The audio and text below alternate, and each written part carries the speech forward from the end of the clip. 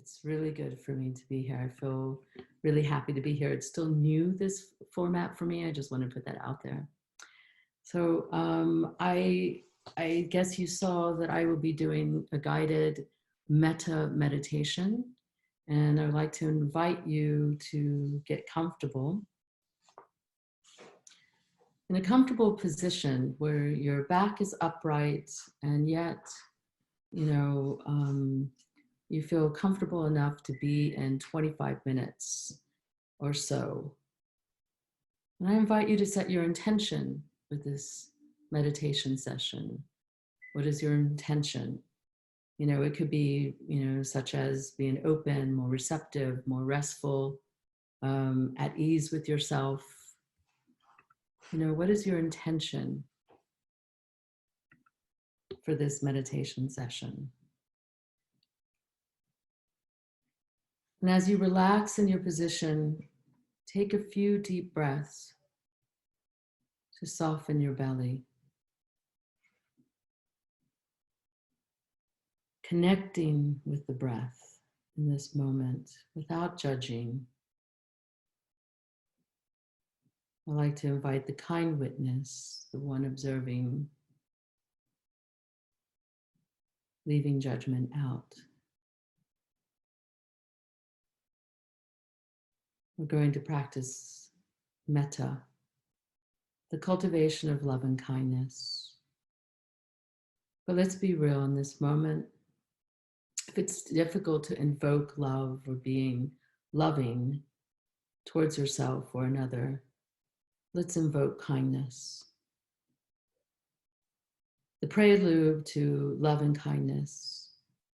For many years, I could only work with kindness myself. So be where you are, meet yourself where you're at.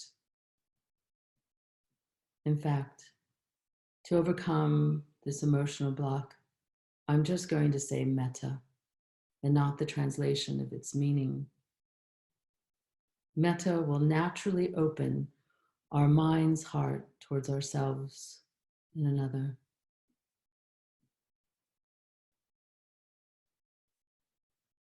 It's not dependent on something outside of yourself.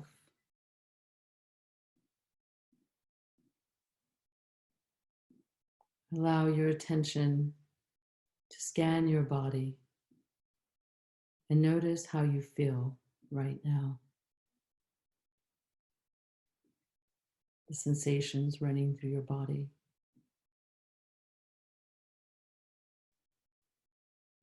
Maybe some emotions of tenderness or such.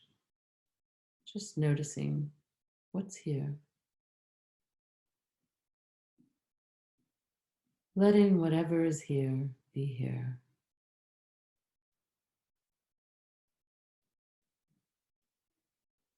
Not letting yourself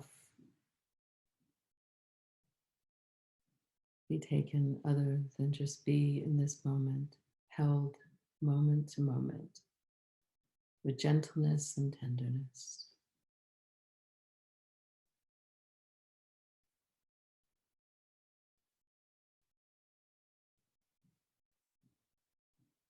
Now let yourself in your mind's eye envision someone you love easily. You can imagine a relative, a close friend, a child, a pet, someone with not too complicated a relationship.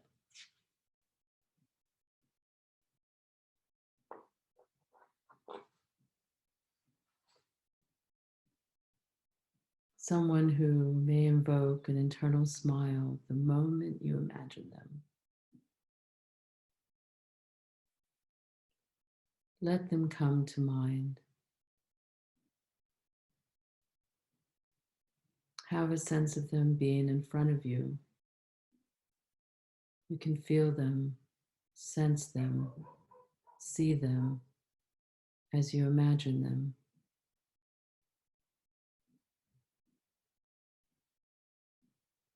Notice how you're feeling inside. Notice your body's sensations, such as warmth,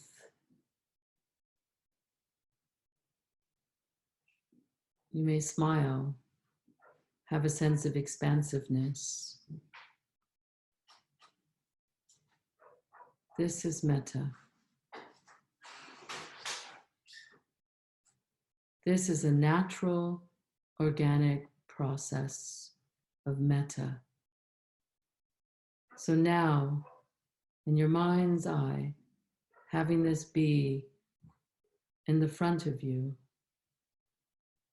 begin to wish them well. And you can use these phrases. May you be safe and protected from inner and outer danger. May you be healthy and strong. May you be peaceful and happy. May you have ease and well-being. And as I say these words, you can use your own words or my words. Have a sense of letting metta come from you, invoked and embodied.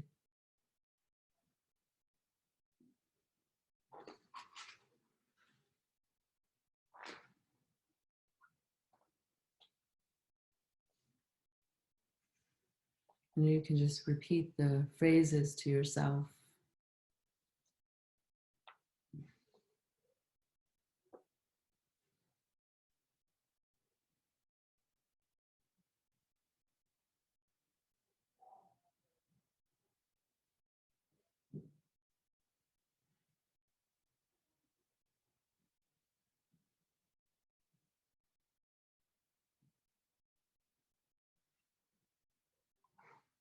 Just continue to see them or sense them.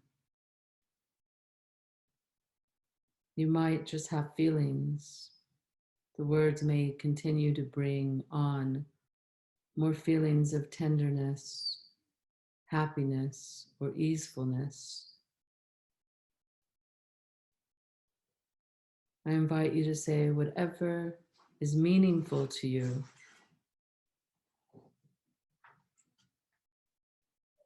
May you be free from stress and anxiety.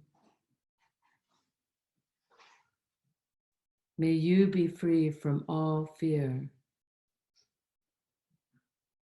and so on.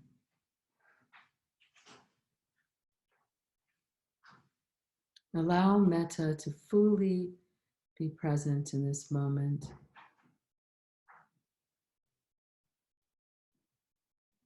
Notice how you're feeling inside yourself.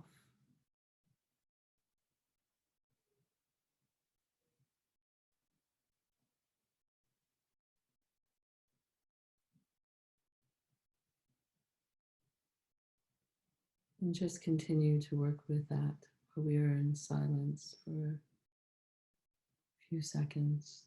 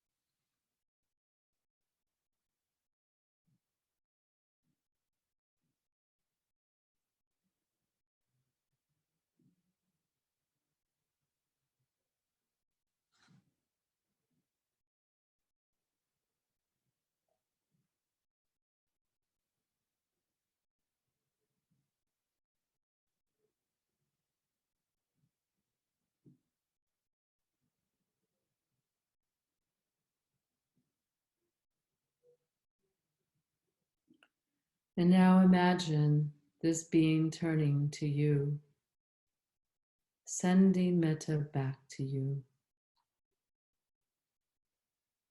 Take it in. Breath, softening.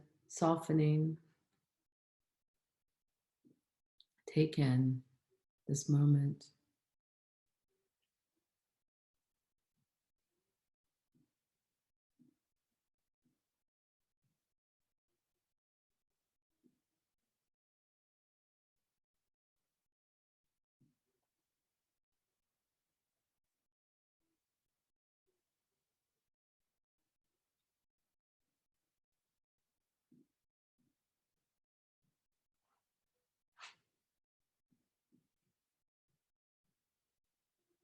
Metta is being invoked in this moment, coming back to you. Notice if you're receptive without judgment. Breathe in kindness in this moment. In your mind's eye, picture yourself as you are today, or a child.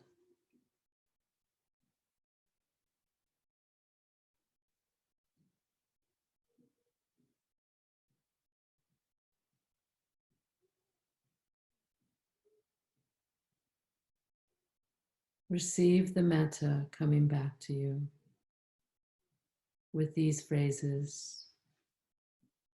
May you be safe and protected from inner and outer danger. May you be healthy and strong. May you be peaceful and happy. May you have ease and well-being. Let yourself take it in.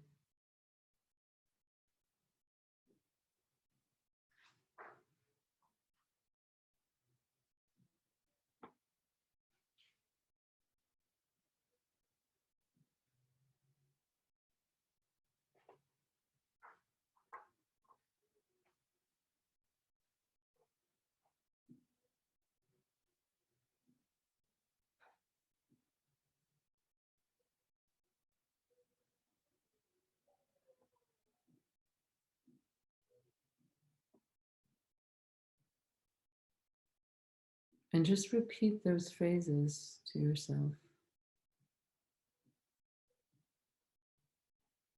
as you picture yourself as you are today or as a child,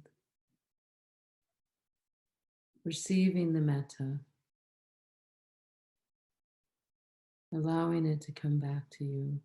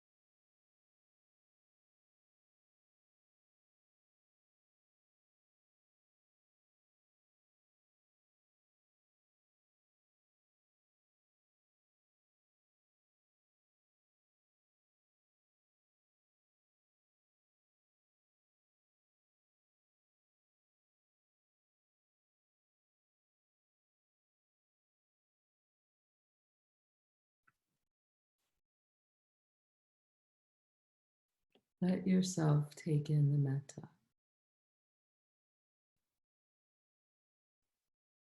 Allow yourself to be with where you are now in this moment.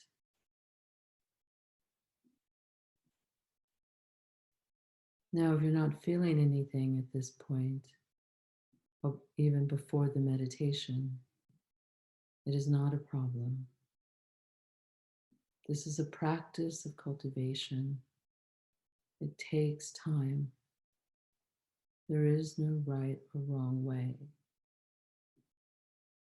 Just check in with how you're feeling. You may even note the emotion that is here. You may even note if you feel numb, closed,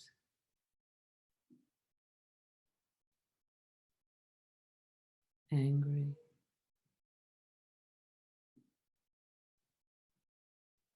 Again, you're just noting what's true in this moment. And if you can, just allow it a little, if you can, for it to be here with curiosity, with openness, without judgment, with care.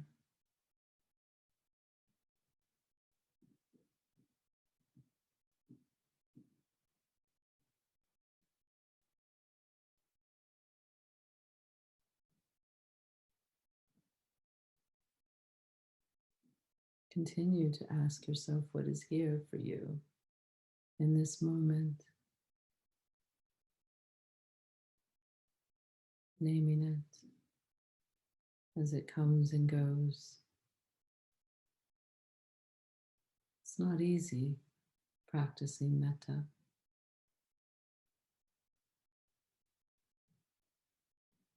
See if you can stay open, curious, receptive to what's here, whatever it is.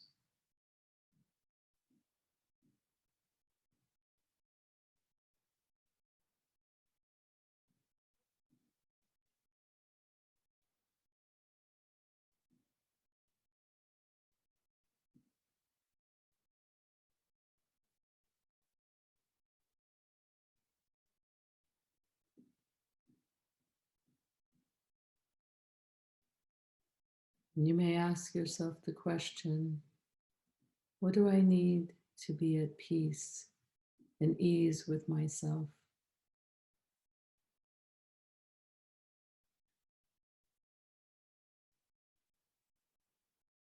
Or even, what do I need to have moments of happiness and joy? All of it is fleeting.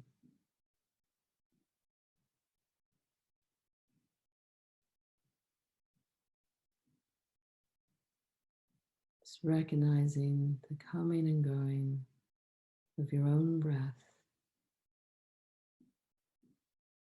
as your chest rises and falls away with each inhalation, exhalation, without judgment, just stands to be in the way to see what really is here in this moment.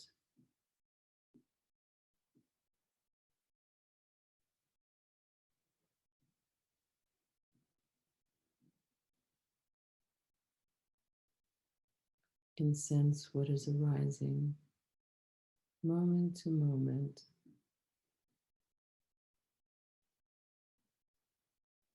Offer that to yourself, sensing, being with what's here right now. Invoking metta.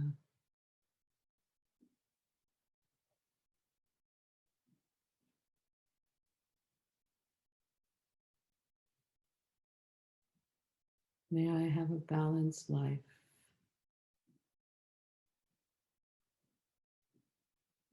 Now checking in with yourself and notice what it is you feel as you do this.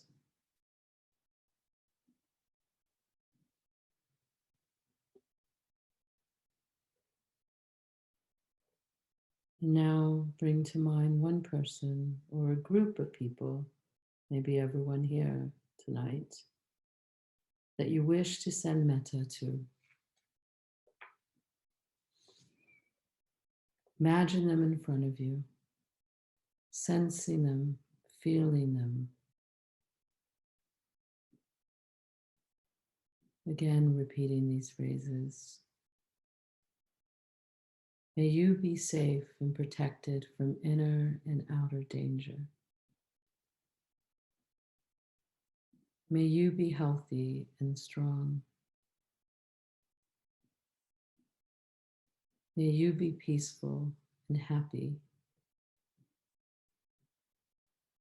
May you have ease and well-being. You can repeat this.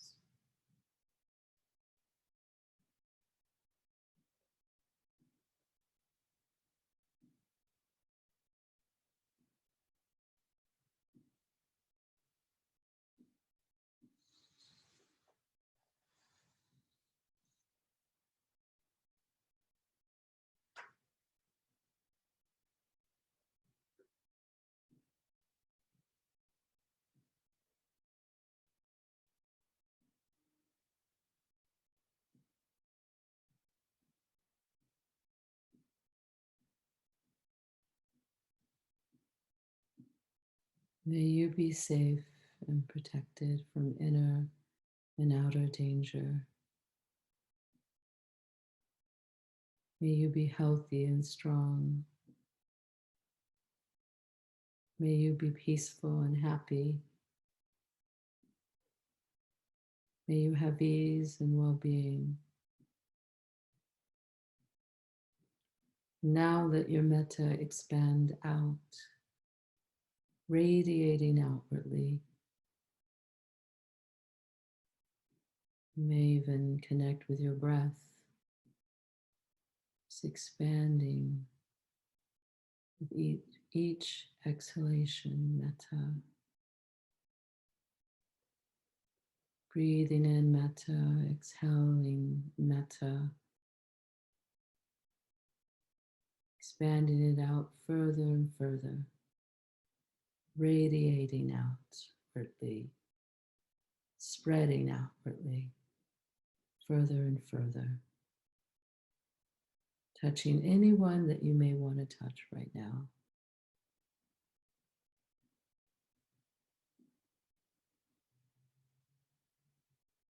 You may name the individuals or imagine them in your mind's eye.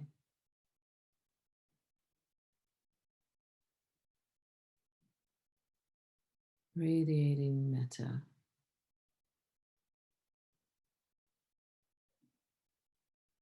In all directions.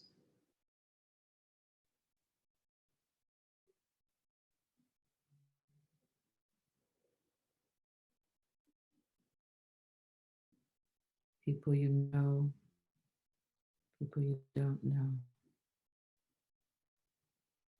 people you have difficulties with, maybe people you love. Just imagine expanding, touching all beings, seen and unseen.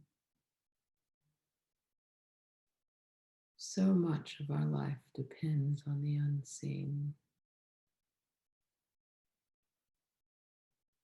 Send it out, metta.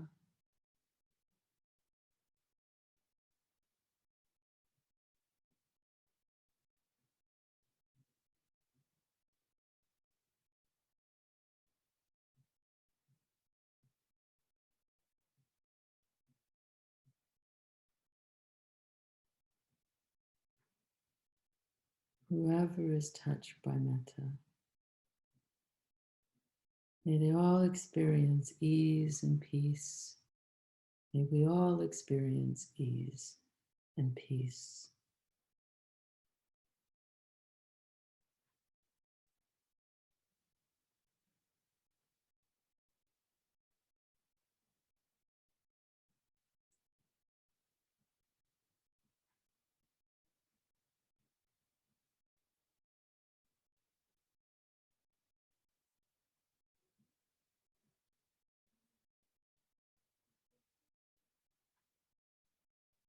You can say whatever phrases you wish,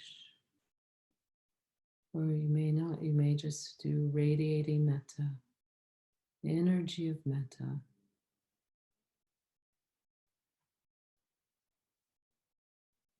including yourself.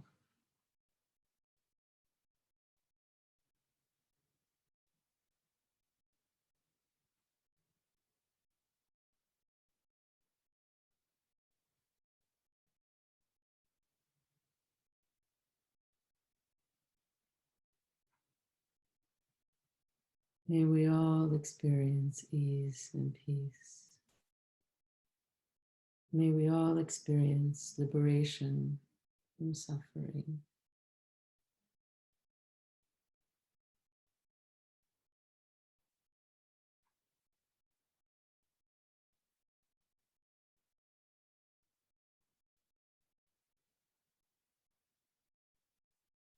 Sense what is here.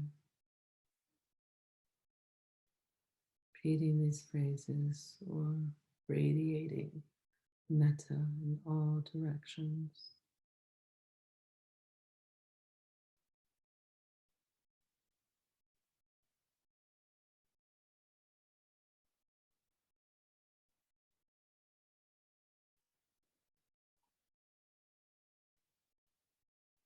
Touching the tenderness of this moment, the tenderness of our life, remembering.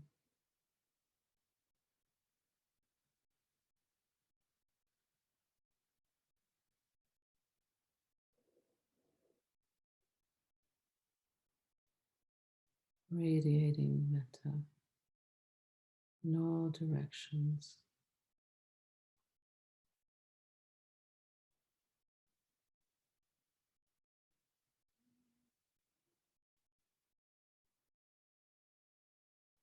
To all beings, seen and unseen.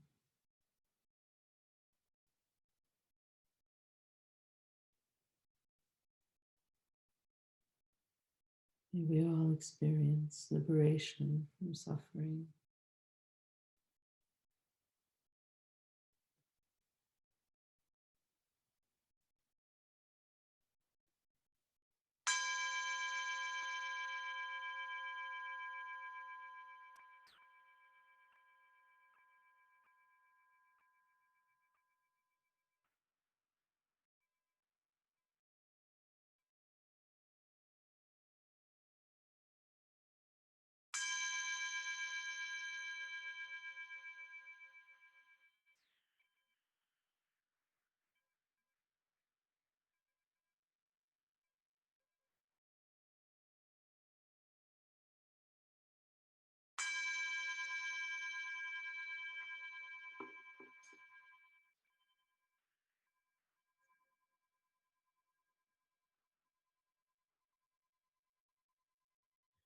So I like to start off with, I'm hoping you can hear me all. Is my sound good? I tend to have a low voice, so if it happens, can someone do this to me that they can't hear? I'd like to start off with this quote by Ruth King on the fear. She wrote an article on the fear of letting go.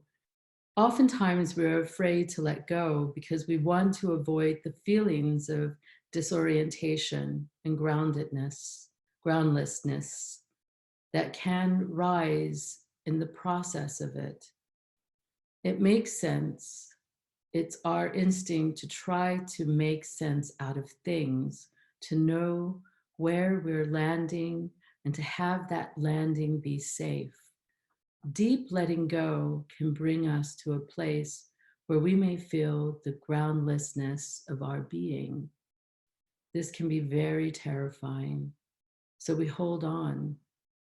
But if we can move beyond the fear, we may see that these feelings are really the precursor to freedom.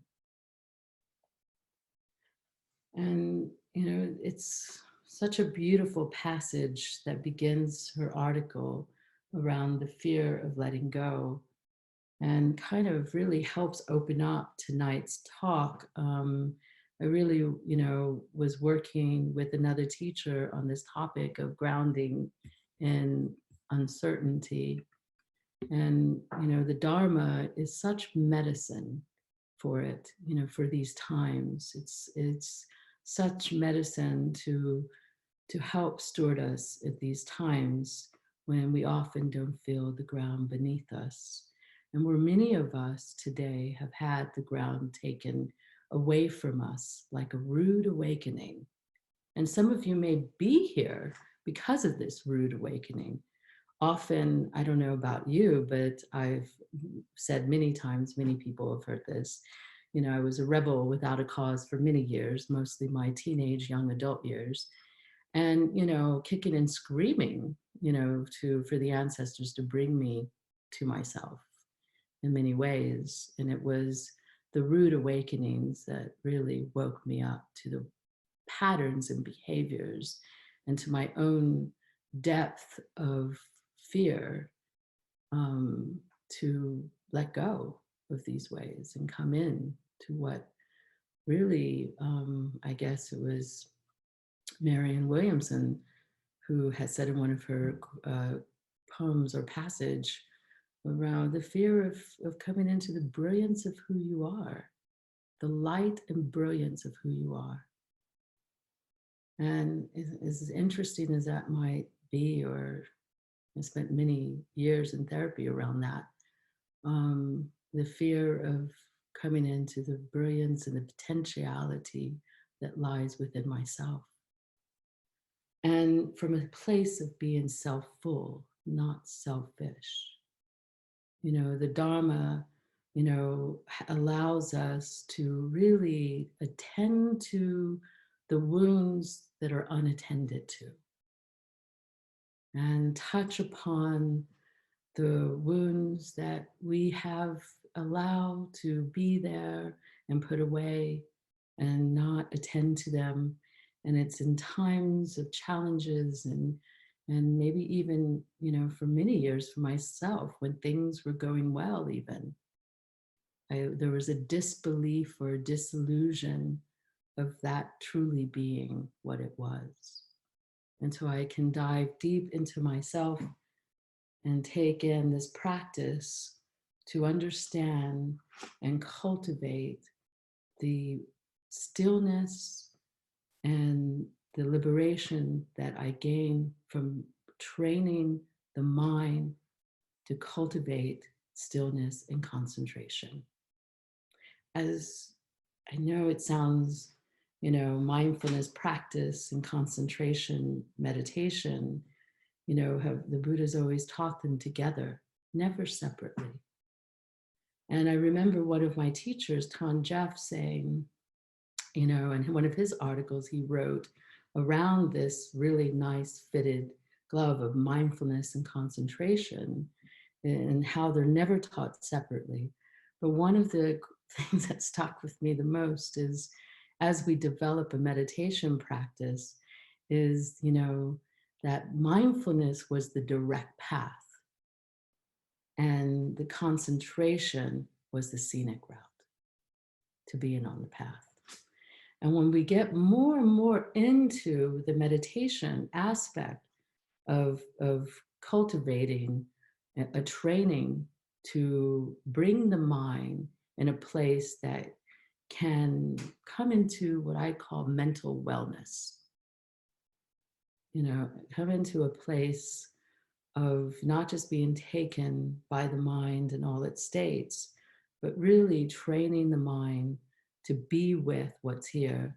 And the more we practice these different meditation states, which I'll talk about a little, I can see how concentration can easily invoke different states for the mind to really feel energetic, the energy of different states to really feel like that can easily be, for me at one point, a scenic route and get lost within itself. Because in Vipassana, it is, in Theravada tradition in Vipassana, it's not the point to be taken by these states. It's, the whole, many teachers have told me that it's not the point of the practice. And I could report back all types of states, and especially in my younger days when I was throwing myself into meditation and monasteries and practicing. It was just like achieving some state, but in actuality, it was quite easy to lose the point of what is it that I'm here for? What is my intention with this practice? And as we learn, the first in the first tenet of the Eightfold Path, the Noble Eightfold Path, it's what is our intention, and knowing the understanding, what is our understanding? The understanding is understanding the Four Noble Truths. The understanding is understanding, as Buddha always said, I taught two things, suffering and the end of suffering, that the awareness that suffering is here, or stress, and how to end this suffering or stress that's in our life. And another quote from Aya Kemen, a monastic, who I just love reading her work. She writes, "Nothing in the whole universe is comparable to the mind or can take its place. Everything is mind made." Just love that. Everything is mind made.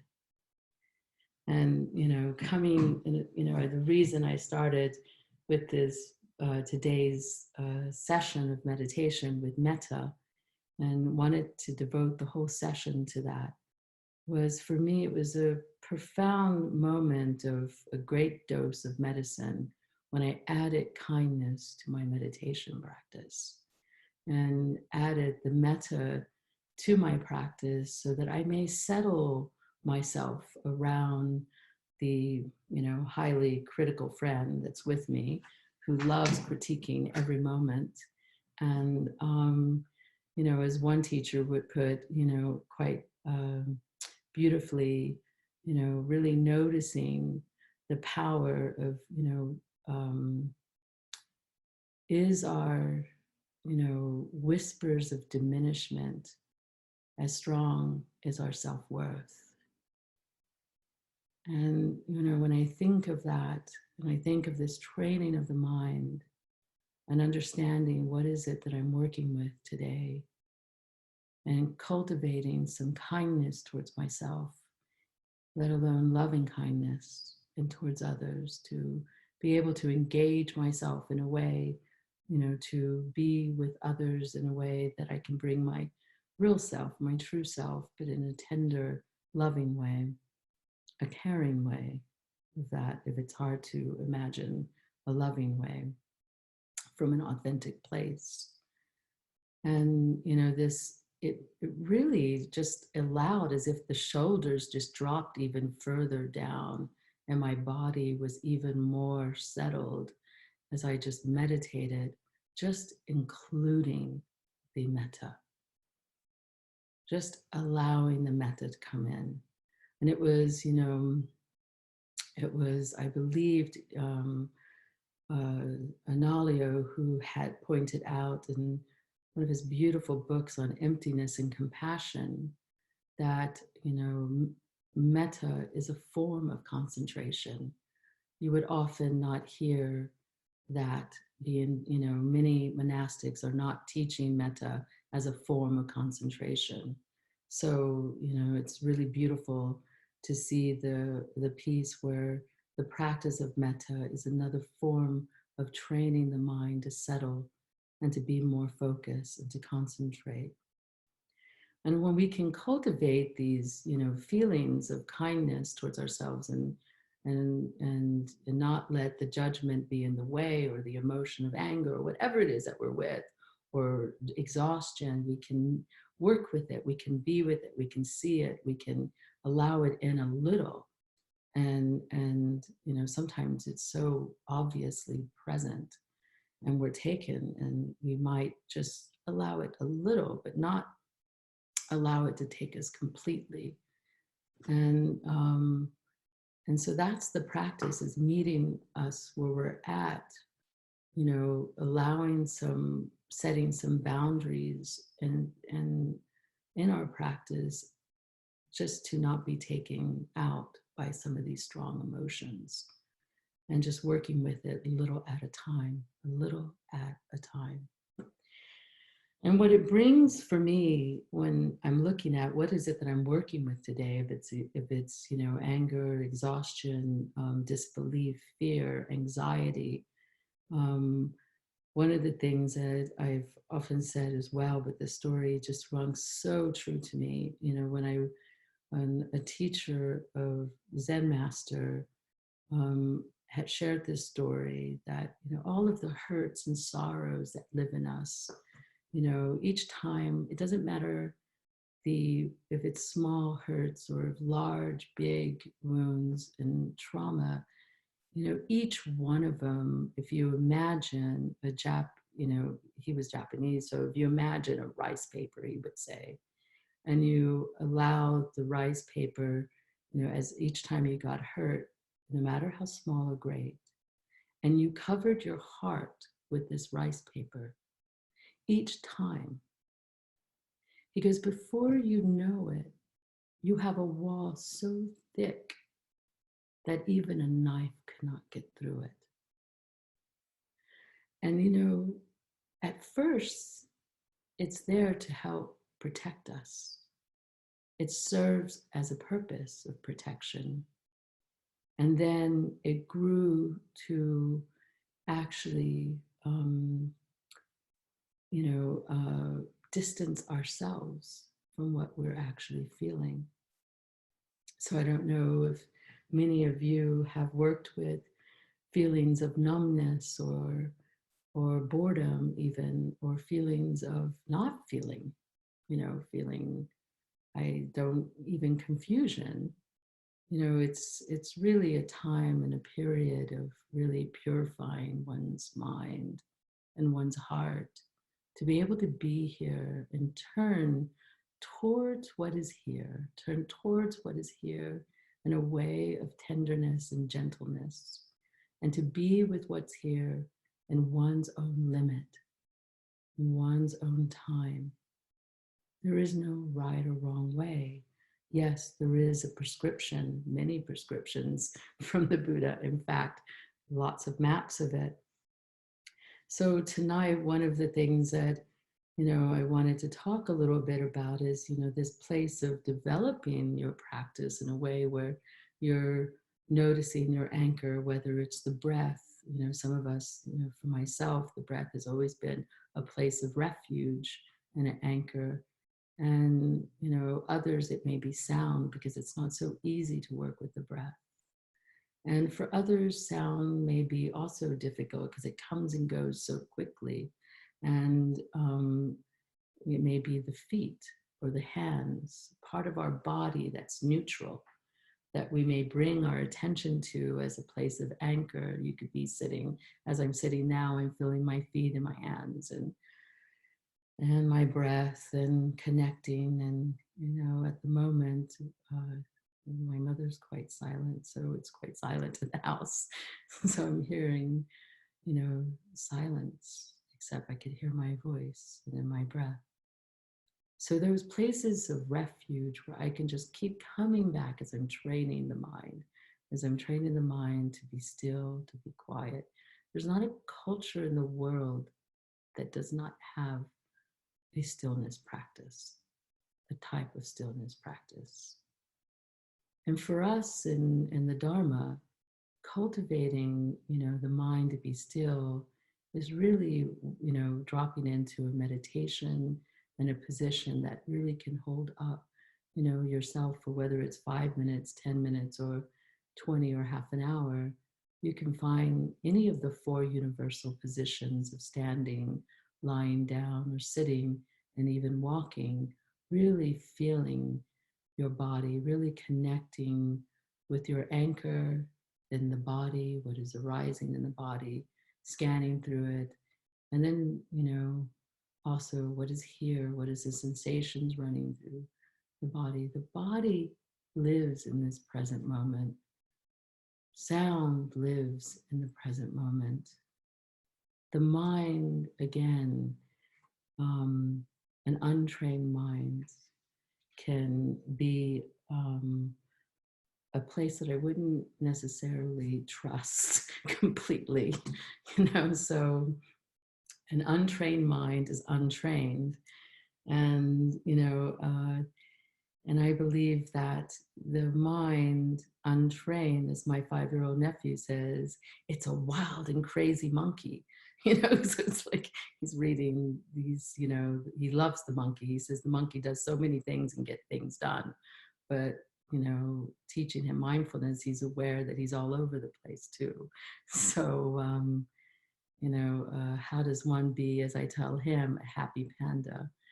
And so we use that analogy, but how do we slow down our mind in a way that can just start to investigate and recognize what is here and the embodiment of this moment? So in other words, it's connecting not only with your breath and your body and your emotion, and then the mind states that arise, which leads you to coming into the 4 foundations, the 4 noble truths. The first one is recognizing, what is here, what is naming it so, whatever it is you're working with, whatever it is that's, took the attention of the heart. And working with matters of the heart is takes a lot of courage to do that. We, through this investigation of recognizing what is here, is, we want to work with an open, receptive heart, but often we may find a closed-heartedness, a half-heartedness. Closed-heartedness is really hard. It's hard to allow people to come in and to trust ourselves, to open up. And the opposite of closed-hearted would be full-hearted. And, to fully be engaged, to fully be open and receptive and hear and engage, even as there may be conflict, you lean towards the conflict. Training the mind's heart to be open, reflective, and even curious, not turning away from the tension or the challenge. The Buddha talked about turning towards oneself, not away. And I feel that with the collective, and even in family, collective, even with close relationships, the tension arises, especially in these times being home and this uncertainty that we're around, but really meeting ourselves in this place of uncertainty where we may not have the ground, we may not know what tomorrow brings. But the more that we can just train ourselves to meet ourselves where we are at, and to turn towards this uncertainty, this uncomfortableness, this pain, this sorrow, and it may trigger an old wounding that has not been attended to. And the deeper we can go to train our mind, we can discern the difference between what is the old wound and what is present. And that is valuable information. That is valuable to free our mind and to free ourselves and to stop the sensation, move into understanding the second noble truth of understanding, what is this, the craving or this cycle that I'm in, the cycle of fear or anxiety, without judging, really practicing with curiosity and non-judgment and embodiment, feeling the breath as you're even inquiring that. And you may not do this alone. That's why there are teachers, that's why there are spiritual friendships, so we can discuss with one another. Now more than ever, we need each other. We need community. We need to reach out, do things differently, not be in our own silos, isolated. And, you know, this isn't for everyone. My family members are Catholic and Native, and they don't practice. What is this mindfulness meditation? You mean you're sitting there by choice, quiet? You know, they're just, you're choosing that? They think that's the first noble truth, you know, so there's not understanding. So for me, it's so valuable to have community and friendships, my family, my spiritual family, so that we can discover this together. And I can start looking at matters of the heart. As I was going on to say, the next one would be half-heartedness, you know, just feeling that all of me is not there, whether it's relationship, whether it's work, whether it's whatever it is, community, whatever it is that I'm doing, that all of me is not present. So I'm half-hearted, I lack courage to fully show up. So how do we, if we lack courage to fully show up, we're half-hearted. We may not even know we're half-hearted. The way to notice it is it's an embodiment feeling. You can feel as soon as you're in that work zone or wherever it is, that all of you is not there. You're there physically, your mind may be there, but your emotions and your spirit are kind of dull. And you're just kind of just going with the flow. Because sometimes we have to. But when we're working spiritually with this half-heartedness to build a strong heart, a courageous heart, a heart that is needed for these times, one that stands by the core of who you are, the core belief, value, and principle of what you stand for. And that's another, you know, way of coming in. This medicine of the Dharma helps us to come back home to ourselves. What is our values and principles? And as the Buddha said, don't believe me necessarily. You experience this for yourself. I mean, you can, here's this way. Experience it for yourself. Try it out. Try this inside meditation. And then we come to this place of maybe even feeling weak-hearted. You know, again, that's a strong heart. Clear heart is, you know, lacking clarity. That's the half-heartedness, sorry. That's the half-heartedness, lacking clarity. So when we don't have clarity, not to act, to be with. If you're having a place in your practice where you are bored or you hit a plateau, be with it. So much can open. And then checking our attitude with it, our attitude that we're bringing to the meditation session to train our mind so that we, you know, each time we do that, it's an act of purification.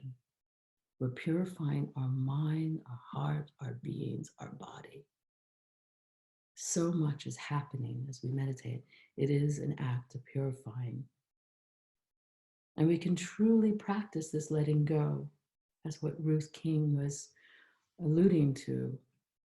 And you won't hear very often teachers talk about letting go because it's really, we don't want spiritual bypass. It's the last of the practices that we want to talk about.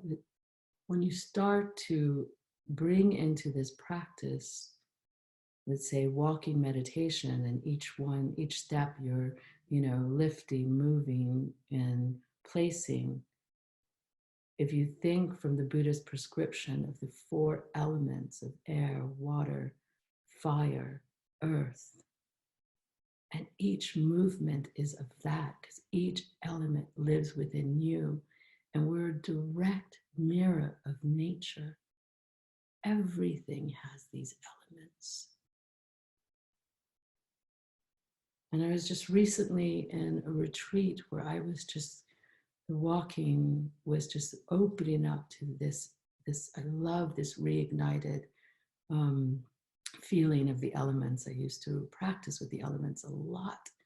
And then, it's been a while since I practiced with it. And I was recently on this retreat, and that's what I started practicing with the elements. A monastic teacher brought it in, and it was just so beautiful. And it ignited impermanence.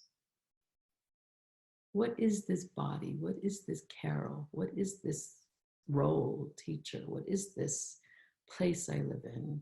Who am I really?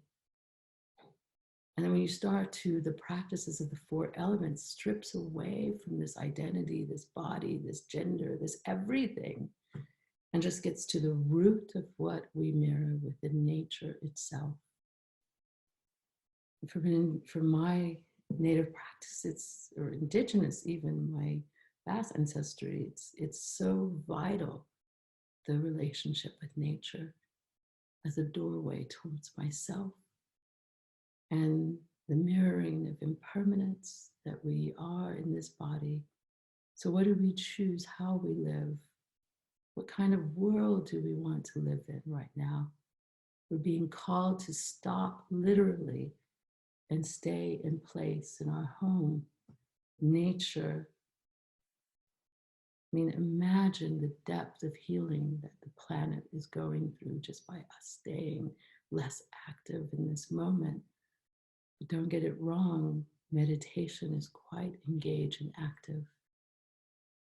So what an opportunity we have here right now to build a self-retreat for ourselves. One where we can be in silence, one where we can drop in, one we can start to train the mind, we can develop an anchor, we can start to focus what is a place of refuge for myself when the mind is time traveling past, future, obsessing over a story. How do I find refuge from that? I mean, I know it sounds like I just put on TV and cable because that's a possibility in our own head, but that is also, who needs cable, just go get quiet and there you are with all the telenovelas of life. And it's this life called you. It's this life, who am I? And really dropping into this wondrous self, and invoking mystery and wonder and curiosity like we were when we were children. The exploration of everything was a wonder and awe as a child, exploring new. So here we are. How do we ground in uncertainty? How do we start to be with, what is here and what is no longer needed, that we can purify ourselves with, that we can let go, as Ruth King alluded to, be free. What's weighing us down? And in fact, the only certainty, and I've said this many times lately, and forgive me if you heard this, but the only certainty is uncertainty. And from an indigenous point of view, at least from my own ancestral, my grandmother and great-grandmothers would share, developing trust in this mystery, developing trust in turning towards life itself, living this precious life, being awakened to the mystery of this life that we call our life. And, the preciousness of that, and that there is no ground. The ground is groundless. And of course, I was very young. I didn't understand what they were talking about. So for me, I didn't really understand that until I started developing a deep practice in the Dharma and allowing the meditation to hold me to find that I can be grounded in groundlessness, because that's equanimity. And I can balance the opposite of life, the paradox. And believe me, I am. As I was teaching Metta, I'm listening to my unruly elder downstairs singing, knowing that I'm being recorded and teaching. so, I'm holding both, and and just noting that that the internal peace lies with us being able to have the courage to see what is here and allow the thing that which holds us down to let go of it, and to be able to discern what is it that we need to let go of. And maybe, because I work in mental health for so long, many years, and I tell people even now, and including even myself and my partner, that we need a routine, even though it's routineless in this house. We don't have to punch into a clock or anything. So having a routine, getting up, getting out of bed, waking the cells up, and showering with a rigorous brush to wake up the cells, the cells of your body, as I've taught from a Tai Chi teacher, and really doing these practices in a way where it's a simple routine throughout the day, our meals, our exercise, our mind, a meditation time, some reading, whatever it is, some playtime, including a routine, because the world is quite chaotic at this moment. And so the question is, what's important for you right now to create a simple routine for yourself, and allow that to be a structure to hold you in these unholy times and times of chaos. And my understanding from the elders recently that I've been hearing to from all four corners of the world, we are being initiated right now. And the collective, the world, the collective consciousness, we are being initiated to a new time, a new way. And what can hold us is the ways, the ancient technology, the ancient ways. And the ancient ways is coming back to self as nature. And knowing that everything in nature comes and goes. Knowing and everything in nature is flowing in and out, the sun and the moon, rising and falling. Everything in nature, life and death, everything is impermanent. But everything is quite alive and interdependent of one another. And we are no different. So I would like to just invite you to deepen your practice, to investigate it, to ask what you would like to get out of it, and also invite you to, let me just do a quote, I would like you to also invite you to come up with a simple daily routine, and knowing that there's turning towards trusting the mystery in the unknown. And that anything certain, don't believe it. But don't even believe me in this talk. So I'm just going to leave you with a little bit of, I have two quotes I love. Thich Nhat Hanh's quote, "Our own life is the instrument which we experiment with truth."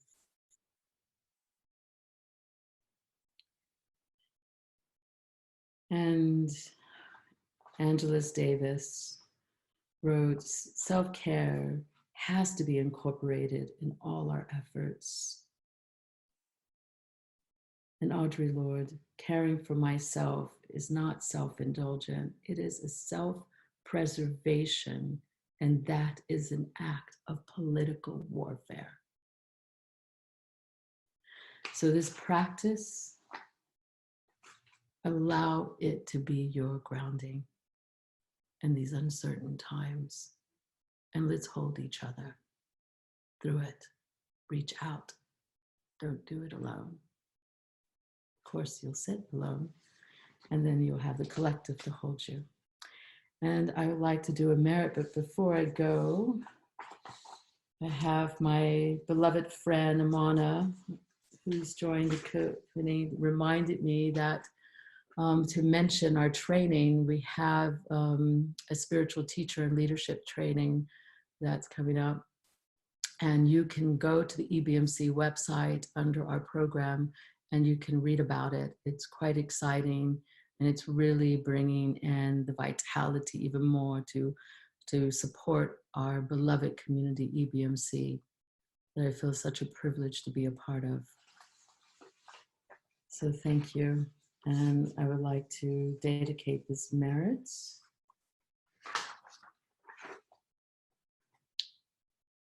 May all beings be happy. May all beings have happiness and the cause of happiness. May all be free from sorrow and the causes of sorrow. May all know the sacred happiness that is sorrowless and live in equanimity without too much attachment or too much aversion, knowing the equality, the equality of all that life lives, that all that life lives.